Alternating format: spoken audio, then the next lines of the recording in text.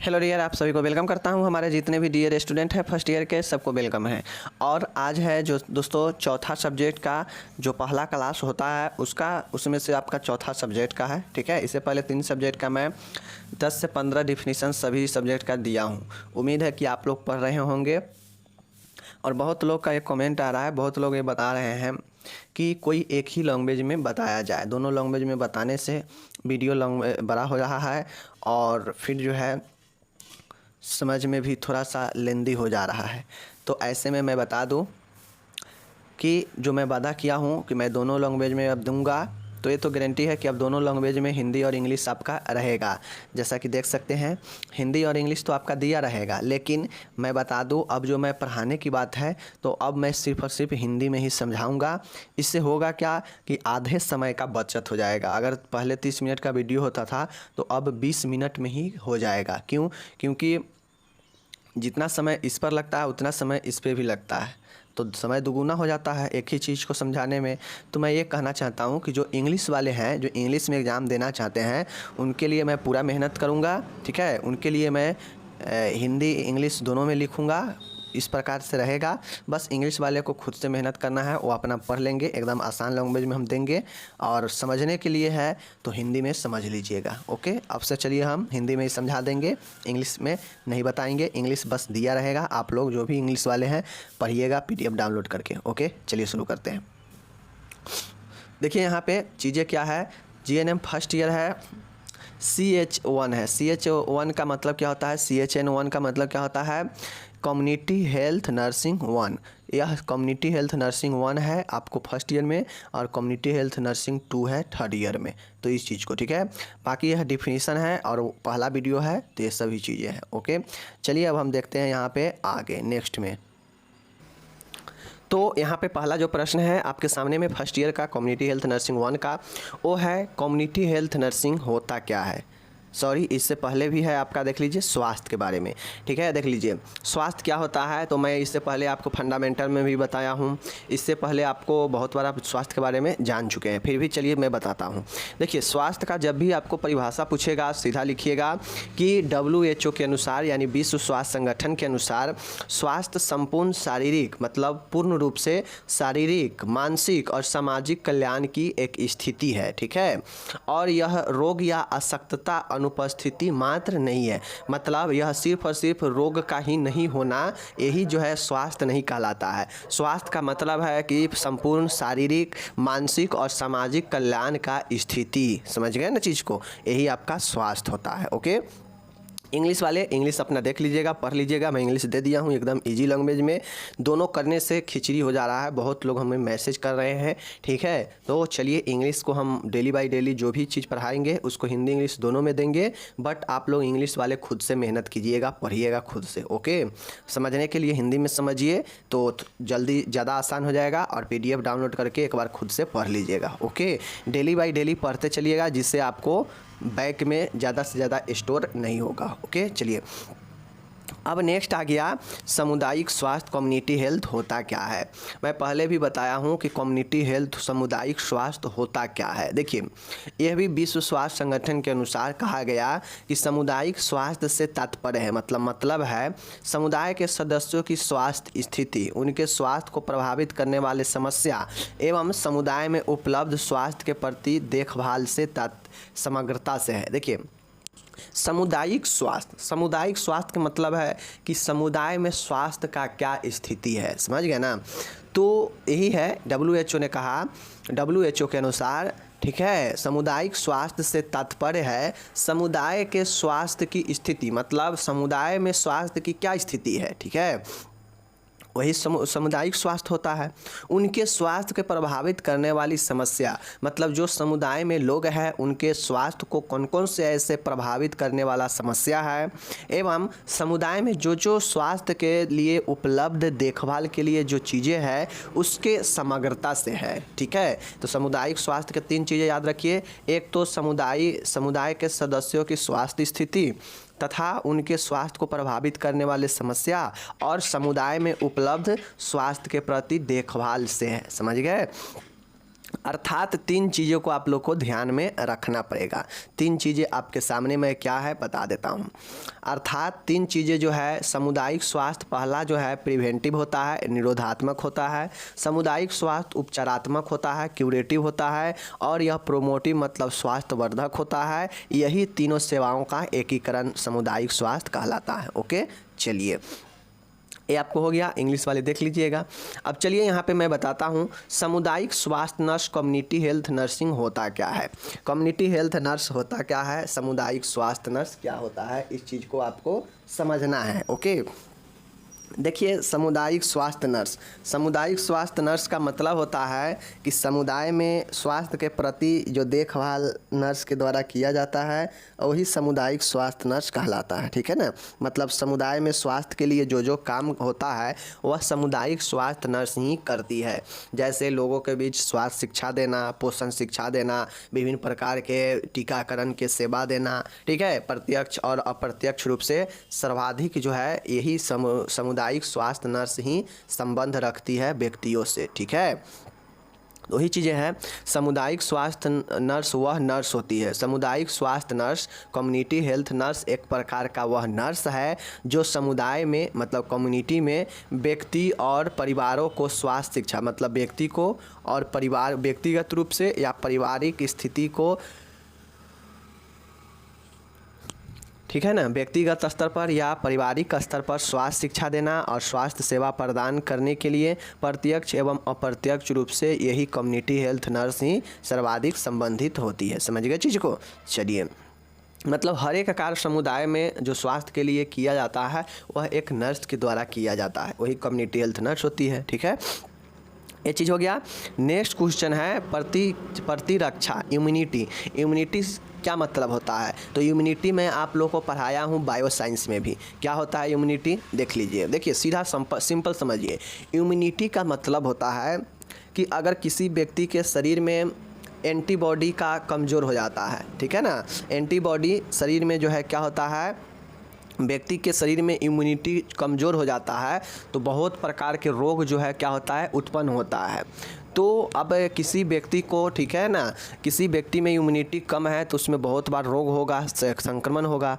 तो प्रतिरक्षा क्या करता है कि व्यक्ति में रोग के प्रति, कोई भी संक्रमण के प्रति अपना एक पावर जनरेट करता है। अगर व्यक्ति का इम्यूनिटी सही रहता है ना तो उसको जो है संक्रमण जल्दी नहीं पकड़ता है। ठीक है, तो यही कहता है कि इम्यूनिटी पावर बनाकर रखना चाहिए। इम्यूनिटी क्या करता है कि रोगों से लड़ता है, बाहरी कारकों से, बाहरी संक्रमणों से शरीर को सुरक्षा प्रदान करता है, लड़ने का काम करता है और विभिन्न प्रकार के संक्रमण से बचाता है, और यही रोग प्रतिरोधक क्षमता यानी इम्यूनिटी कहलाता है। ठीक है ना, देख लीजिए, शरीर के रोग उत्पन्न करने वाले कारकों, मतलब शरीर में जो भी रोग उत्पन्न करने वाले कारण हैं, अर्थात एंटीजेंस को पहचानने तथा नष्ट करने की क्षमता ही रोग प्रतिरोधक या प्रतिरक्षा कहलाती है। मतलब क्या समझे कि रोग, शरीर में जो भी रोग उत्पन्न करने वाले कारक है या फिर कहे कि जो एंटीजेंस होता है जो शरीर में रोग उत्पन्न कर सकता है, तो उसको क्या होता है कि पहचानता है। यह इम्यूनिटी क्या करता है कि पहचानता है और उसे नष्ट करता है। जो भी रोग उत्पन्न करने वाले हमारा शरीर में सूक्ष्म जीव प्रवेश करेगा ना, उसको पहचानता है और उसको नष्ट करता है, और उसी क्षमता को जो है हम लोग को प्रतिरोधकता या प्रतिरक्षा कहलाता है। ठीक है, अर्थात रोग प्रतिरोधक क्षमता वह क्षमता है जो व्यक्ति को रोगों से बचाती है। ठीक है, समझ गए एक लाइन में कि रोग प्रतिरोधक क्षमता वह क्षमता है जो व्यक्ति को रोगों से बचाती है, विभिन्न संक्रमणों से बचाती है। ठीक है, तो यही चीज़ें हैं। ओके, अब है प्रतिक्षरण। प्रतिक्षरण का मतलब क्या होता है, देख लीजिए। शरीर में किसी प्रतिरक्षक कारक जैसे वैक्सीन, इम्यूनोग्लोबिन आदि प्रविष्ट कर कुछ विशिष्ट रोगों के प्रति रोग प्रतिरोधकता उत्पन्न करना प्रतिरक्षण मतलब कहलाता है, इम्यूनाइजेशन। देखिए, इम्यूनिटी से ही इम्यूनाइजेशन बना है, इम्यूनिटी से ही इम्यूनाइजेशन बना है। समझने के लिए, अगर किसी को आप लोग देखते होइएगा कि प्रॉपर किसी बीमारी के लिए ही एक टीका आता है, जैसे कोविड के लिए कोविड का वैक्सीन आया था। ठीक है, टीबी के लिए बच्चा के जब जन्म होता है उस समय BCG का टीका दिया जाता है। ठीक है, तो ये सब क्या होता है कि किसी पर्सनल बीमारी के लिए जो है वैक्सीन या फिर इम्यूनोग्लोबिन होता है जो शरीर में प्रविष्ट कराया जाता है और वह क्या करता है कि जिस भी रोग के लिए यह वैक्सीन या इम्यूनोग्लोबिन होता है, यह उस रोगों को क्या करता है, उस रोग के प्रति जो है हमारे शरीर में इम्यूनिटी उत्पन्न करता है और उस रोग से बचाता है। ठीक है, तो यही जो है हमारा प्रतिक्षरण होता है। तो इम्यूनाइजेशन कोई पूछेगा तो बता दीजिएगा कि शरीर में किसी प्रतिक्षरक कारक, मतलब शरीर में कोई भी ऐसे कारक है, प्रतिरक्षक कारक जो शरीर को बचाता है, जैसे वैक्सीन और इम्यूनोग्लोबिन, इसको प्रविष्ट कर कुछ विशेष रोगों के प्रति रोग प्रतिरोधक क्षमता उत्पन्न किया जाता है, उसे ही इम्यूनाइजेशन कहते हैं। समझ गए चीज़ को? चलिए, ये हो गया आपका। अब आता है शीत श्रृंखला। देखिए, कोल्ड चेन बड़ी आसान है। आपको देखने के लिए लग रहा होगा कि इतना लंबा चौड़ा है, लेकिन बड़ी आसान है। मैं आपको एक कहानी के तौर पे समझा दूंगा, आप समझ लीजिएगा। ठीक है, ये इतना लिखा है। ठीक है, 5 नंबर में भी यह प्रश्न पूछता है बहुत बार। तो चलिए मैं बताता हूँ कोल्ड चेन क्या होता है। देखिए, कोल्ड चेन, चैन के मतलब क्या आप लोग समझ रहे हैं? चैन के मतलब क्या होता है? श्रृंखला। श्रृंखला, श्रृंखला मतलब एक दूसरे से जुड़ा हुआ, और यही जो है एक चैन का निर्माण करता है। ठीक है, तो शीत श्रृंखला कोल्ड चैन का मतलब होता है। अब कोल्ड चैन हिंदी ये हमारे नर्सिंग में क्यों पढ़ना है? तो देखिए, कोल्ड चैन का बड़ा ही महत्व है। समझ गए? एक वर्ड जो है आप लोग कोविड के टाइम सुने होंगे, जब कोविड वैक्सीन आने वाला था बनकर, तो उस समय एक चीज़ बहुत आप लोग सुन रहे थे कि इसके स्टोरेज का बहुत बड़ा चैलेंज होने वाला है। मतलब इसके रख रखाव भंडारण में बहुत बड़ा चैलेंजिंग होने वाला है। ऐसा क्यों होता है? देखिए, सभी जो भी वैक्सीन बनता है उसके लिए बेहद ही कम टेम्परेचर का उपयोग होता है। समझ गए ना? अगर किसी को आप नॉर्मल एक इंसान है तो आप 20 डिग्री सेल्सियस में भी रह लेते हैं और 40 डिग्री सेल्सियस में भी रह लेते हैं। वो अलग की बात है कि दिक्कत तो होती ही है 40 डिग्री सेल्सियस में, और 15 डिग्री सेल्सियस में भी दिक्कत होता है। ज़्यादा ठंडा ज़्यादा गर्मी में भी दिक्कत होता है, लेकिन व्यक्ति अपने आप को ढाल लेता है। लेकिन जो वैक्सीन बनता है वह अपने आप को मौसम में नहीं ढाल पाता है। वैक्सीन जो तैयार किया जाता है तो वह एकदम उसको जो रख रखाव के लिए जो सिस्टम होता है, उसके लिए वातावरण जो तैयार किया जाता है वही कोल्ड चेन कहलाता है। समझ गए ना? जो वैक्सीन होता है वह बिल्कुल ही कम टेम्परेचर पर रहता है। समझ गए? नॉर्मली वैक्सीन जो होता है वह 2 से लेकर 8 सेंटीग्रेड टेम्परेचर तक जो है अलग अलग वैक्सीन को रखा जाता है। समझ गए?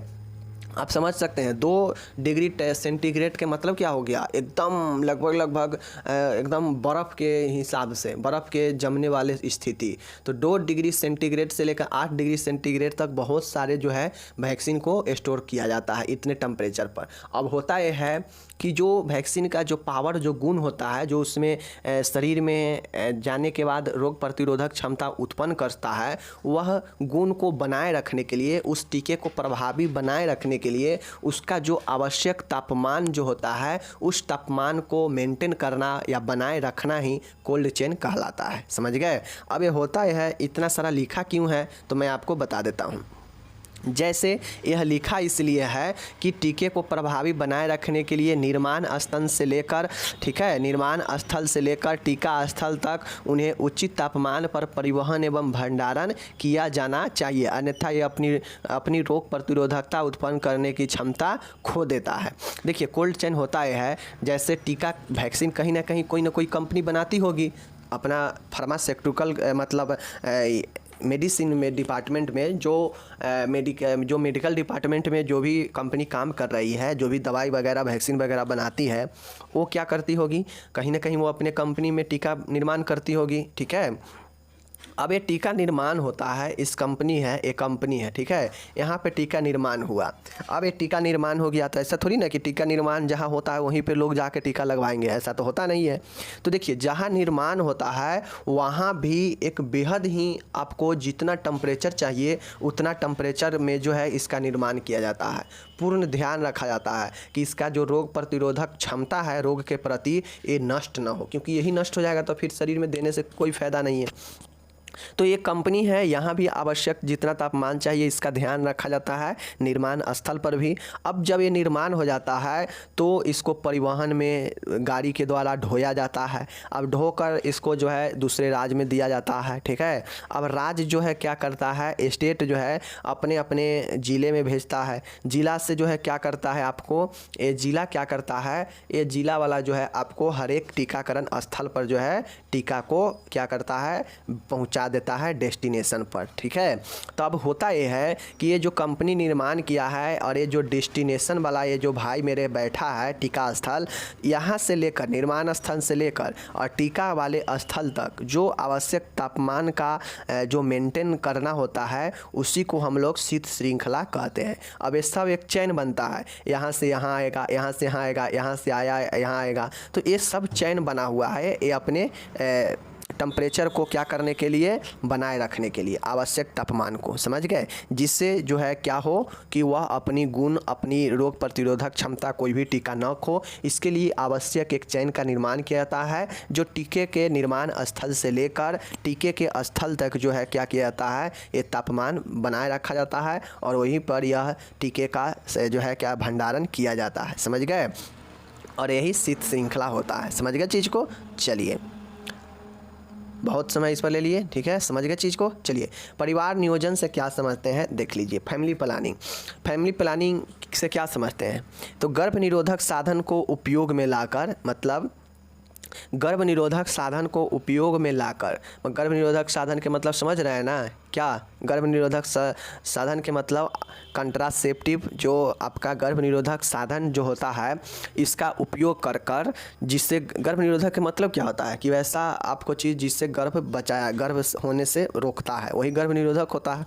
चाहे आप ले लीजिए कंडोम ले लीजिए, या फिर कोई दवाइयाँ भी आता है, या क्रीम वगैरह आता है, ठीक है, या कॉपर टी आता है, तो ये सब क्या करता है, गर्भ से बचाता है, ठीक है। तो गर्भ निरोधक साधन को उपयोग में लाकर अनचाहे, अनचाहे का मतलब होता है कि बिना चाहे, मतलब नहीं चाह रहे हैं, ठीक है, कि हमें अभी गर्भ में कोई स्त्री नहीं चाह रही है कि हमें अभी प्रेग्नेंट होना है, या फिर कोई पुरुष ये नहीं चाह रहा है कि अभी जो है हमें बच्चे करने हैं, तो इसके लिए जो है वो क्या करता है, एक गर्भ निरोधक साधन का उपयोग करता है जो अनचाहे गर्भ अवस्था से, मतलब अनचाहे प्रेगनेंसी से, अनवांटेड प्रेगनेंसी से क्या सेव करता है, बचाता है, वही परिवार नियोजन कहलाता है। ओके, परिवार नियोजन का अर्थ है अनचाहे गर्भ से मुक्ति पाना। अब जब तक कोई व्यक्ति चाहता है कि हमें शादी हुआ है तो कम से कम 3 साल 4 साल बेबी नहीं हो, मतलब वह फीमेल और मेल दोनों के मर्जी से होता है, तो ऐसे में दोनों अपने अपने कुछ ऐसे टेक्निक, ऐसे साधन का उपयोग करते हैं जिससे जो है गर्भ ना हो, प्रेग्नेंट ना हो, ठीक है। तो इसके लिए जो है जो साधन का उपयोग किया जाता है और वह अनचाहे गर्भ अवस्था से बचाता है, वही परिवार नियोजन कहलाता है, समझ गए चीज़ को। चलिए, ये हो गया। अब आता है ऑडियो विजुअल एड्स। देखिए, ऑडियो विजुअल एड्स का मतलब होता है कि यह एक ऐसा साधन है, मतलब ऑडियो विजुअल एड्स श्रव्य दृश्य साधन, यह जो है आपके स्वास्थ्य शिक्षा में प्रयुक्त होने वाला एक बहुत ही प्रभावी तकनीक है, समझ गए ना। ऑडियो विजुअल का एड स्वास्थ्य शिक्षा के लिए किया जाता है। अब आप लोग को पता है कि ऑडियो विजुअल देखते होइएगा कि आप लोग के गाँव में, आप लोग के एरिया में स्वास्थ्य टीम जब आता है शहर से, या फिर कोई भी स्वास्थ्य दल आता है आपके गांव में प्रचार प्रसार करने के लिए, तो उसमें देखते होइएगा कि संक्रमण से कैसे बचे, टीबी से कैसे बचे, परिवार नियोजन के क्या लाभ है, ये सब बताते रहता है ना। तो देखते होइएगा उसके जो है 2-3 टीम आदमी रहता है और एक टीवी पर बड़ा सा कहीं बाजार जो लगता है तो वहाँ पे जाके टीवी चालू कर देगा। तो वह क्या हुआ, वह एक स्वास्थ्य शिक्षा देने का साधन है, और ठीक वही एक प्रकार से क्या हो गया, आपका ऑडियो विजुअल एड्स हो गया। ऑडियो विजुअल एड्स का उपयोग कोई भी कर सकता है, शिक्षक अपने स्टूडेंट के लिए भी अच्छे से समझाने के लिए और आसानी से समझाने के लिए, पढ़ाई को प्रभावी बनाने के लिए भी श्रव्य दृश्य का साधन किया जाता है, समझ गए। देख लीजिए ऑडियो विजुअल एड्स क्या है, देख लीजिए। श्रव्य दृश्य वह उपाय है जो संपूर्ण त्रिकोणीय अधिगम में सहायता करता है। श्रव्य दृश्य साधन एक ऐसा उपाय है जो क्या करता है कि संपूर्ण त्रिकोणीय अधिगम प्रक्रिया में सहायता करता है। ओके, जिनके द्वारा शिक्षक एक से अधिक संवेदी माध्यमों का उपयोग और सिद्धांतों की संबद्धता, स्पष्टता और स्थापना, व्याख्या और मूल्यांकन हेतु करता है। देखिए नॉर्मली ऑडियो विजुअल एड्स का उपयोग होता है, यह किसी भी चीज़ को क्लियर, स्पष्ट और व्याख्या करने के लिए इसका उपयोग किया जाता है। इससे किसी भी व्यक्ति को आप आसानी से समझा सकते हैं और यह एक शिक्षा का माध्यम होता है ऑडियो विजुअल एड्स। समझ गए चीज़ को? चलिए ये हो गया। ये सब आगे आप पढ़ेंगे, जब स्वास्थ्य शिक्षा आएगा तो पढ़ेंगे। न्यूट्रिशन क्या होता है देख लीजिए। न्यूट्रिशन मतलब होता है पोषण। न्यूट्रिशन शब्द की उत्पत्ति नॉरिश शब्द से हुई है।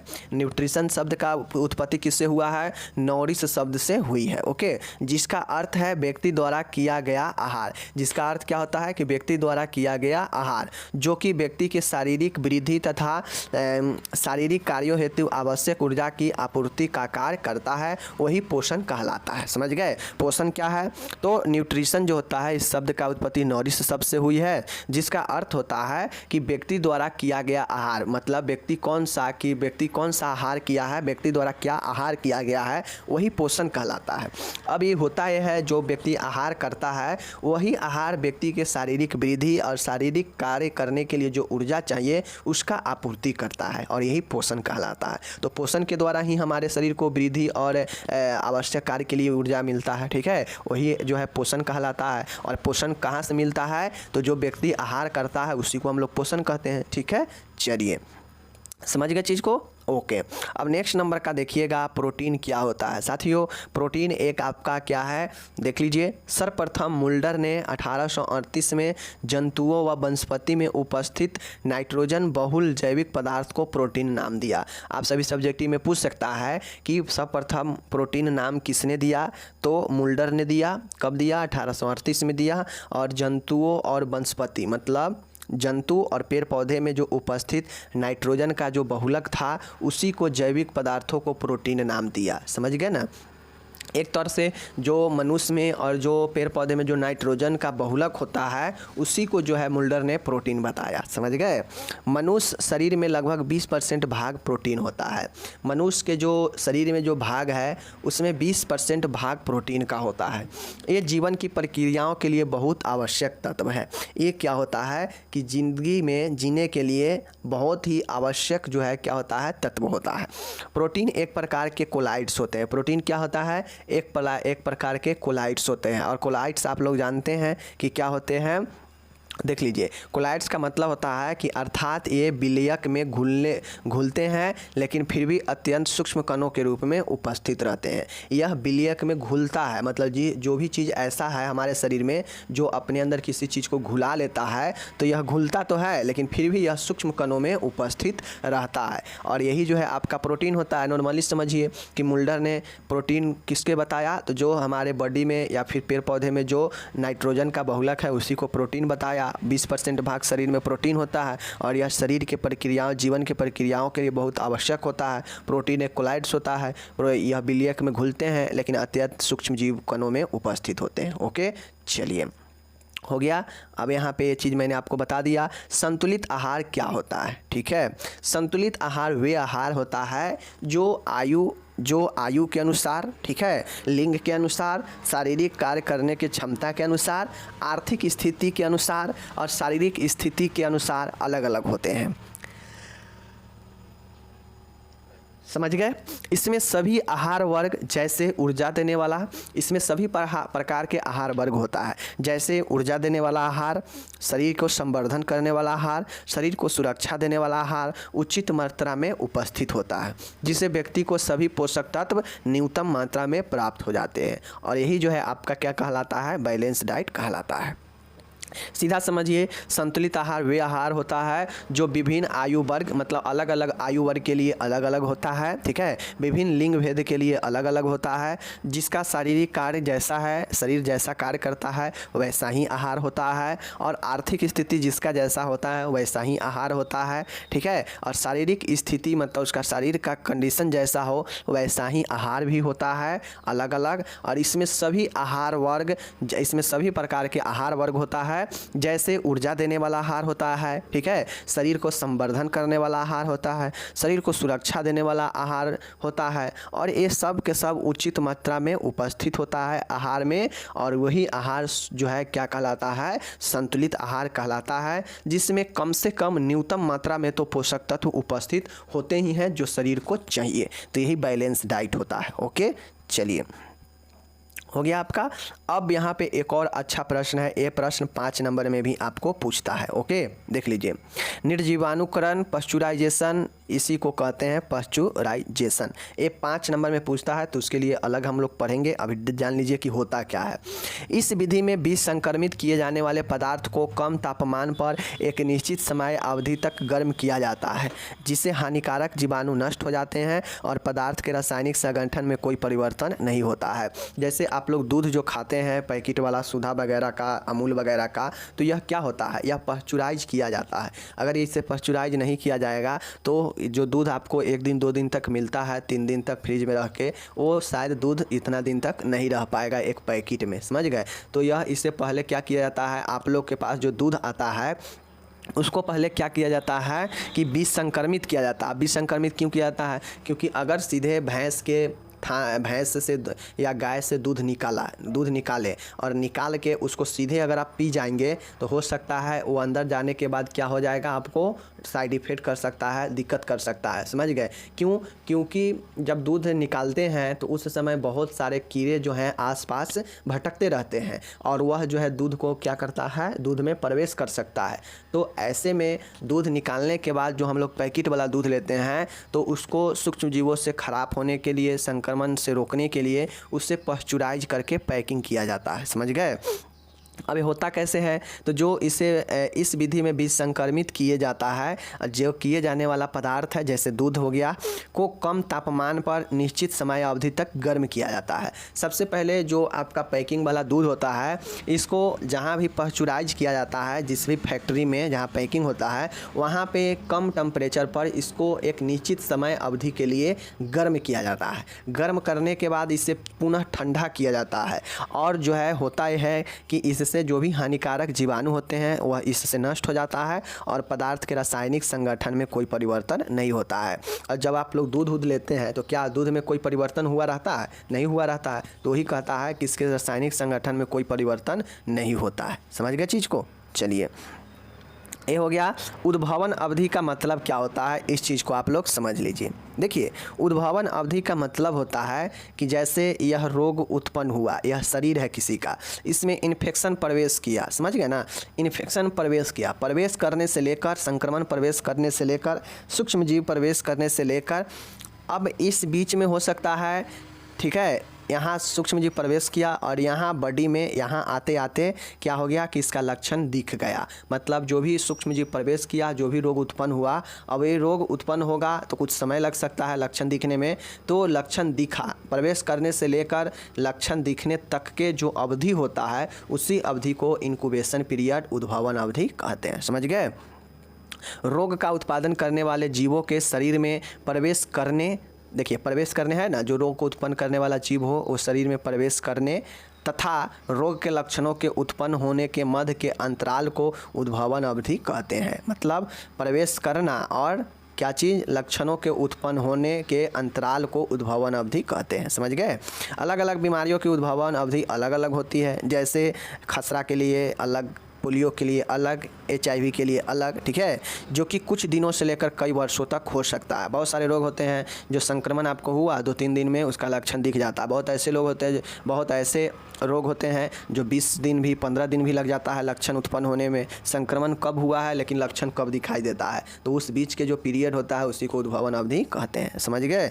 चलिए, ये हो गया आपका विसंक्रमण क्या होता है, डिसइंफेक्शन क्या होता है। साथियों, मैं आपको तो ये सब बायोलॉजी में पढ़ा चुका हूँ, आप लोग देख लीजिए एक बार और। सूक्ष्म जीवों अथवा उनके जीव विषों को शरीर से बाहर भौतिक एवं रासायनिक पदार्थों के प्रयोग द्वारा नष्ट करने की प्रक्रिया विसंक्रमण कहलाती है। ये पदार्थ क्षयकारी एवं विषैले होते हैं, इसलिए इसका ऊतकों पर प्रयोग नहीं किया जा सकता है। इनका प्रयोग जीवहीन सतहों पर ही होता है। देखिए, डिसइंफेक्शन जो होता है यह क्या करता है कि यह आप विसंक्रमण जो है क्या करता है, इसका उपयोग हम सभी जगह नहीं कर सकते हैं, क्योंकि इसमें जो उपयोग होता है वह पदार्थ जो है बेहद ही खतरनाक होता है, और अगर हम किसी के बॉडी पर, किसी के सजीव प्राणी पर करेंगे तो क्षति पहुंचाएगा। इसलिए यह जो है सिर्फ और सिर्फ जीवहीन यानी निर्जीव सतहों पर ही इसका उपयोग किया जाता है। समझ गए चीज़ को ना? तो ये चीज़ें ध्यान में रखना है। ओके।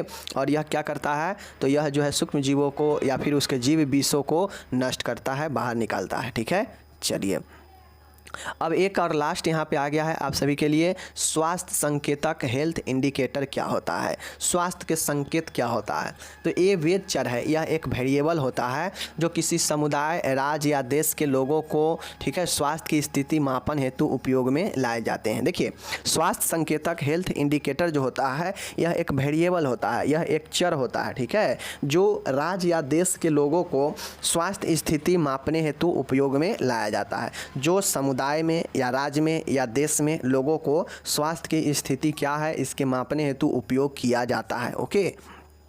ये संकेतक लोगों के स्वास्थ्य स्थिति में होने वाले सकारात्मक तथा नकारात्मक परिवर्तनों के बारे में सूचना प्रदान करता है। नाम से ही स्पष्ट है, संकेतक मतलब यह संकेत करता है किस चीज़ का, तो स्वास्थ्य में होने वाला जो भी सकारात्मक और नकारात्मक परिवर्तन है उसको यह इंडिकेट करता है, संकेत करता है, और यह जो है स्वास्थ्य संकेतक कहलाता है। चीज़ को समझ गए? कोई डाउट नहीं है? चलिए हम यहाँ पे विदा लेते हैं, और आपको हिंदी इंग्लिश वाले के लिए सबके लिए यूजफुल है, मैंने यहाँ पे सभी के लिए दे रखा है। बस आप लोग को क्या करना है, पढ़ते जाना है। ओके, पढ़ेंगे फ़ायदा होगा। मैं इंग्लिश में जो भी चीज़ें दिया हूँ बहुत आसानी से देता हूँ और आसान भाषा है, तो आप लोग अगर यहाँ से पढ़ेंगे तो फ़ायदा ही फ़ायदा होगा। बाकी चलिए मिलेंगे अगले वीडियो में, तब तक आप लोग अपना ख्याल रखिए। धन्यवाद, टेक केयर। PDF आपको डिस्क्रिप्शन में मिल जाएगा। ओके।